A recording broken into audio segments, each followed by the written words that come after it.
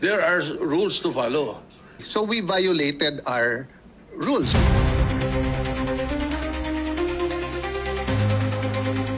So let me start with what the minority leader said as far as the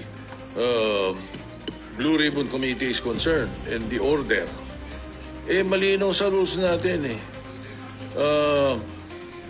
A witness cited in contempt may be ordered by detained in such a place as may be designated by the committee alone or andun yung or eh. Or with the concurrence of the Senate President by either one detention order. So it's the Senate President has the power to do that.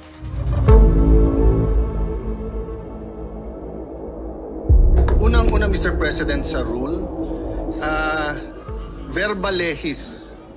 Kapag ka very clear, plain interpretation, clear po yun. You do not interpret.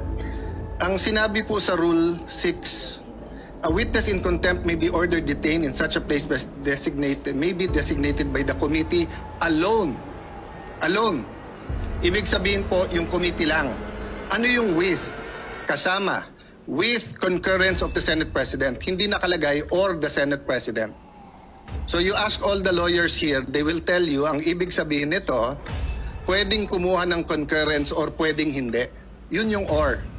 Hindi po to committee or the Senate President. That's why if you go to the last paragraph, the order may be lifted by the chairman with the concurrence of the Senate President. The Senate President cannot lift ang nakalagay doon with the concurrence. Hindi rin pwedeng yung committee. So na-violate po rules natin because it was not the committee alone. It is very clear in the rules and in the Constitution, meron Supreme Court cases yan, that the plenary is supreme. Even the Senate President said, di ba? Primus inter pares. He's just the first among equals. Equal tayo lahat. But of course, he represents the Senate.